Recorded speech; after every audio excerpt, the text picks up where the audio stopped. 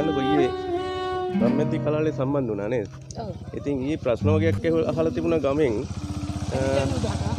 ඒ සම්බන්ධව පොඩ්ඩක් කියනවා. අද මම හිතන්නේ පාර කැපිලා තියෙනවා ඉල්ලුව පරිදි. ඔව් අපි ගෙදර ඉන්නකොට අපිට සද්ද ඇහුණා. ඉතින් අපි මේ පැත්තට ආවා. ඉතින් අපේ සහයෝගයක් ඕනනේ ගම් සංවර්ධනය කරනවනේ.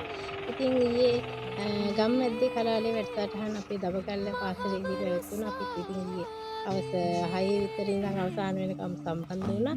ඒක ඊටාම අභිප්‍රේන්දනය, ඒ වගේම දැනුම, ඒ වගේම අපේ බබාලට අලුත් කරුණු කීපයක් එකතු කරගන්නත් අවස්ථාවක් හම්බෙච්ච වැඩසටහනක් වුණා.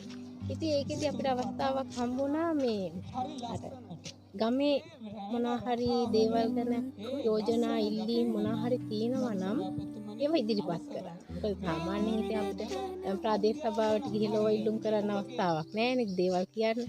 ඉතින් මේ මෙච්චර කල් අපිට ඒකට අවස්ථාවක් හම්බුනේත් නැහැ.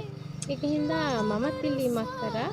මම හිතන්නේ අපේ මේ පැත්තේ කිහිප දෙනෙක්මත් ඉල්ලීම් කරන්නේ නැති මේ අපේ මේ කෙහෙලන්ද මාර්ගය අලුත් ඇරියා කරලා දෙන්න හදලා දෙන්න කියලා.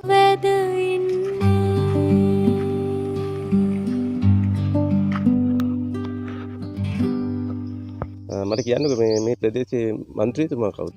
අපේ දඹගල්ල ප්‍රදේශයේ නියෝජනය කරන ඩී.එම්. ප්‍රේමසිරි මන්ත්‍රීතුමා. ඒ වගේම මම හිතන්නේ අපේ ජනතාවගේ ඇත්තටම හදවත දිනාගත්තු මන්ත්‍රී කෙනෙක්. ඒ වගේම අපි ගැන අපේ ගමේ අය ගැන පාරට බැහැලම ඔයා බලන මන්ත්‍රී කෙනෙක්. මම මේ පහුගිය දවස්වලත් දැක්කා. තෙල් ගහන්න යන ඒවා. තාම සාමාන්‍ය පරිදිම කරන සාමාන්‍ය මන්ත්‍රී කෙනෙක්.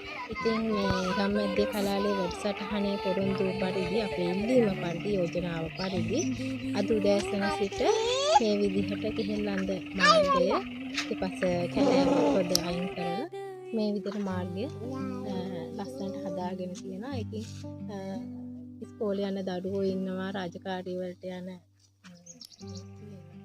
ඒ වගේම බගාවලින් ඒ නිෂ්පාදන පොළට අරන් යන අය ඉන්නවා. ඒගොල්ලන්ට මම හිතන්නේ පහසුවක්.